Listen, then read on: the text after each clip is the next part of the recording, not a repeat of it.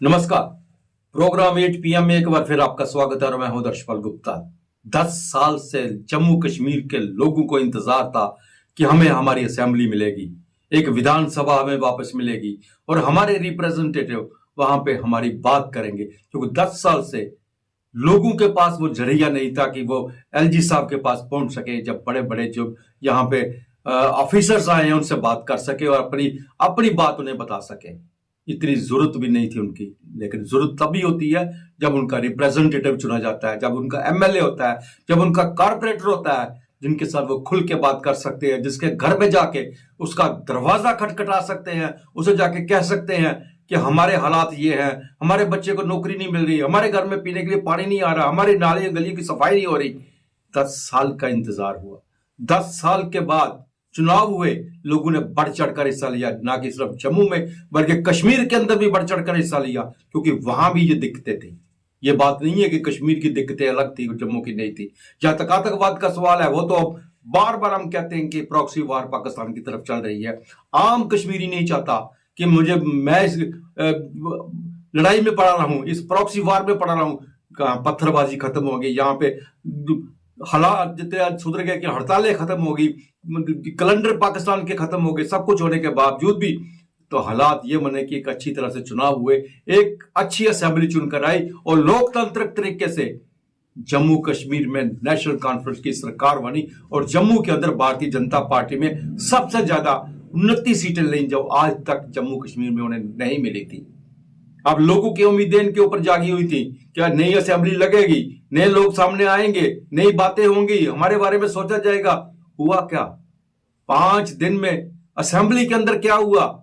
एक अखाड़ा बना हुआ था, वहां पे कुश्तियां होती रही, यहाँ पे धक्का मुक्की होती रही, वहां पे मुक्केबाजी उठा उठा के पटक के बाहर फेंका गया। ये दृश्य देखा आम लोगों ने।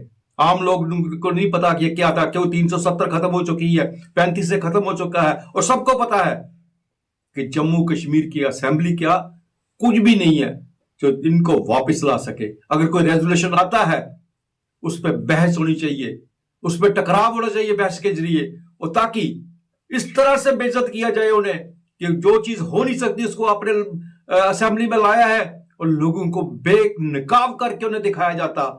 लोग देखते कि भारतीय जनता पार्टी ने कितना बड़ा काम किया है, कि इनको बेनकाब कर दिया है, इनको इनकी औकात दिखा दी है, क्योंकि जो चीज हो चुकी है, जो चीज वापस नहीं आ सकती, लोगों के साथ धोखा कर रहे हैं, झूठ बोल रहे हैं, फ्रेम कर रहे हैं। लेकिन हुआ इसके विपरीत। बोला किसी ने कुछ नहीं, नारेबाजी, धक्का मुक्की, यही कुछ होता रहा। और दूसरी तरफ आतंकवाद का खूनी खेल जम्मू कश्मीर में खेलता रहा। उनका ध्यान उस तरफ बिल्कुल नहीं था। किश्तवाड़ के अंदर जिस तरह से वहां पे कुंटवाड़ एरिया में 2 विलेज गार्ड्स जो है उनकी हत्या कर दी गई, दर्दनाक हत्या, कोल्ड ब्लडेड मर्डर जो था। उनको आंखें उसकी बांध कर उन्हें जंगल में ले जाकर गोलियों से छलनी कर दिया गया। लेकिन 90 में से तो एकदम दुखद समाचार है कि राणा साहब की डेथ हो गई है। 89 MLA से के मुंह से एक शब्द नहीं निकला कि वहां पे हमारे विलेज गार्ड्स की जो है VDG की हत्या हो गई है। आतंकवाद बढ़ता जा रहा है, उसके बारे में किसी ने बोला तक नहीं है। जो चीज हो नहीं सकती उसको डिस्कस करते रहे।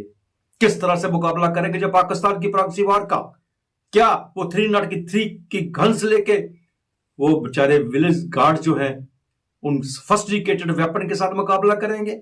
अभी कल ही को आपने रजौरी में एक बहुत बड़ा भंडार पकड़ा है इसका। क्या मिला आपको? कितने सोफिस्टिकेटेड वेपन्स मिले?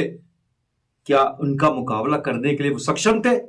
उनकी तरफ ध्यान नहीं था, नौकरियों की तरफ ध्यान नहीं था, काम की तरफ ध्यान नहीं था। सिर्फ एक दूसरे को नीचा दिखाने का सवाल किया जा रहा था। मेरी सियासत, तेरी सियासत, इसी को लेकर असेंबली चल रही थी।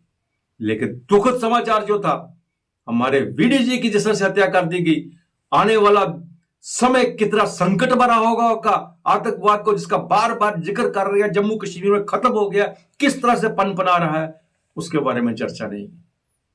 हमारे साथ है आज ब्रिगेडियर विजय सागर दीवान साहब। उनसे हम जानना चाहेंगे क्या इसी तरह इसी 303 की राइफल के साथ हम उन सोफिस्टिकेटेड वेपन से उन आतंकवादियों से जिनसे सेना युद्ध लेती है, जिनसे सेना युद्ध कर रही है, हम उनका मुकाबला कर सकेंगे। बहुत बहुत स्वागत है आपका ब्रिगेड साहब प्रोग्राम 8 PM में। बहुत आपने दावा किया, बहुत दावे कर रहे थे हम पिछले कई सालों से कि जम्मू कश्मीर में आतंकवाद हमेशा के लिए खत्म कर दिया गया है। बड़े बड़े यहाँ पे प्रोग्राम्स हुए जिसे पूरे वर्ल्ड ने देखा। चुनाव भी इसी के हम कह रहे हैं इसी इश्यू को लेकर कि जम्मू कश्मीर में आतंकवाद खत्म हो गया है।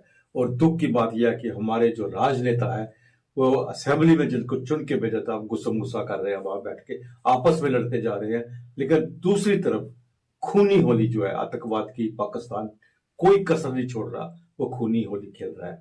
कल भी जिस तरह से किश्तवाड़ में वो कुंतवाड़ जगह जो है वहां पे 2 VDG जो हमारे वर्कर्स हैं उनको गोली मार दी गई, उनकी हत्या कर दी गई। वो बड़ी हैरानगी की बात है कि उन्हें उनकी आंखों में पट्टी बांध कर उन्हें जंगल में ले जाया गया और वहां उनसे गोलियों से चलनी कर दिया गया। आज अभी तक तो प्रोग्राम जब तक रिकॉर्ड कर रहे हैं वहां से उनका जो डेड बॉडी तो उनको दिखाई दे रही है लेकिन अभी तक मिली नहीं। क्या हम दावा कर रहे हैं, किस तरह से VDG को अब स्ट्रांग करने की आपके साथ बैठ के बहुत बार यहाँ पे बात भी हुई। VDG को जब तक स्ट्रांग नहीं किया जाएगा वहां तब तक यहाँ जो छोटे मोटे हमले होते ही रहेंगे। लेकिन VDG आज भी उनको पकड़ कर उनको गोली मार दी गई, वो 303 की जो गन्स उनके हाथ में दी गई है, किस तरह से चलेगा ये? देखिए, सबसे पहले तो मैं आपको ये बताऊं कि एक ये पैरेलल ड्रॉ करिए कि मोदी जी ने जब शपथ ली थी उसके बाद जम्मू रीजन के अंदर बहुत सारी छुटपुट घटनाएं होनी शुरू हो गई थी जगह जगह के ऊपर। उसी तरह से जैसे उमर साहब शपथ लेते हैं तो भी यही हो जाता है। अब ये कौन करवा रहा है, कैसे हो रहा है, इसका ज्यादा मैं डिटेल में नहीं जाऊंगा, बट बेसिकली हम सबको पता है ISI है, जॉर्ज सोरोस है, CIA है, डीप स्टेट है, ये अगेंस्ट है।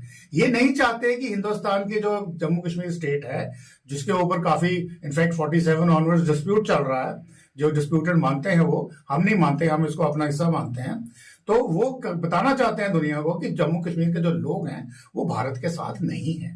परंतु हमने लोकसभा इलेक्शन कराई, फिर उसके बाद राज्यसभा भी इलेक्शन असेंबली इलेक्शन हुई, तो इतने पीसफुल तरीके से हुई और वोटर टर्नआउट जो था ऑलमोस्ट 80% भी गया, कहीं की जगह पे 90% भी गया। अब ये एक किस्म की चपेट थी उनके मुंह के ऊपर जो कहते थे कि भारत के जम्मू कश्मीर के लोग भारत के संविधान के नीचे नहीं आना चाहते, यानी कि वो अलगाववादी हैं। ऐसा कुछ नहीं है, तो ये प्रूव हो गया। अब इस नैरेटिव को काउंटर करने का तरीका क्या था? तो तरीका उन्होंने ये ढूंढा कि जैसे ही उमर साहब की गवर्नमेंट शपथ लेती है या असेंबली सेशन जो शुरू होता है तो वो जगह जगह पे अपनी जो उन्होंने अपने लोग ऑलरेडी बिठा रखे हैं, स्लीपर सेल्स, ओवरग्राउंड वर्कर्स, या जो उनकी पॉलिसी थी रिहैबिलिटेशन एंड रिकंसिलिएशन की कि टेररिस्ट को 6 महीने पहले ही भेज दो वहां पे, वो वहां जनरल पॉपुलेशन के साथ मिक्सअप हो जाए, मे भी आधार कार्ड भी बना लें, और फिर जब वहां से हुक्म मिले तो एकदम से खड़े हो जाए।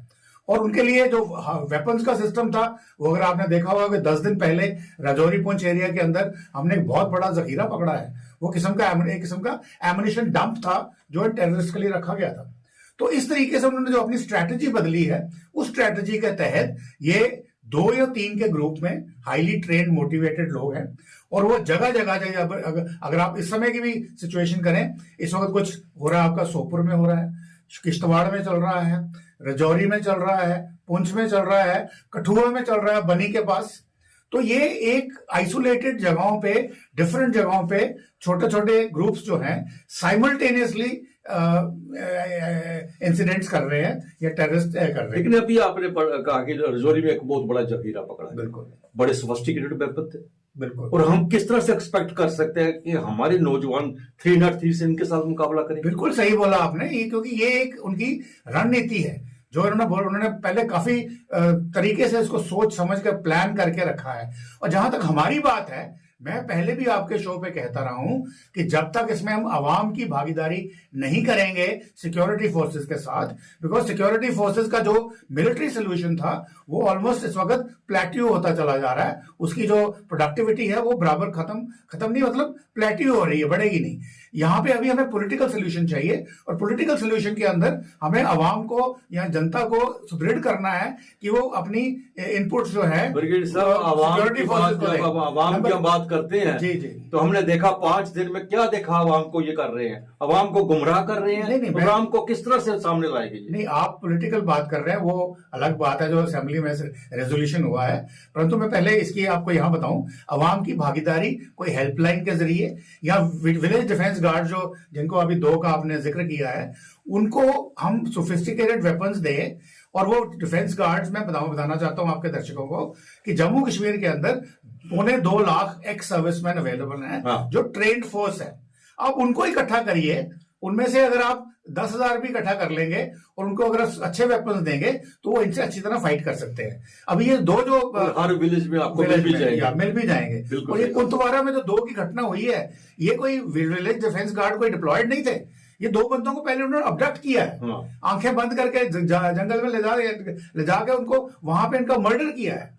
तो ये किस्म की कोई लड़ाई नहीं थी, ये एक किस्म का कायराना हमला था, मैं बोलूंगा कि एक सिंपल इनोसेंट सिविलियंस के ऊपर। अब लकीली या unluckily they happen to be members of the VDG also, पर वो क्या वीडीजी का रोल करने के लिए उस समय तैयार थे? नहीं, ये बात वो नहीं थे। बिल्कुल। तो इसका मतलब ये होता है कि अगर हमने आवाम की भागीदारी चाहिए तो हमें विलेज डिफेंस गार्ड्स जो मेनली हों, एक्स सर्विसमैन बेस्ड हों, जो ट्रेन्ड लोग हैं, उनको साथ लेके बनाएं, और इनका कोई जो कंट्रोल एंड है, इनका ये जो आपका एसएचओ लेवल होता है, जो वहां पर बीट कांस्टेबल्स की जो बीट्स की को जो थियरी है या बीट्स का जो कॉन्सेप्ट है, उसके हिसाब से पुलिस वाले जो जेएंडके पुलिस वाले अपनी पूरी निगरानी रखें और इन टच रहे विलेज डिफेंस गार्ड के साथ, इन टच रहे एसओजी के साथ, इन टच रहे आरआर के साथ, तो तब जाके ये जो खुशहाली की बात हो सकती है।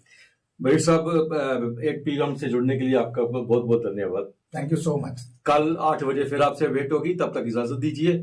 नमस्कार।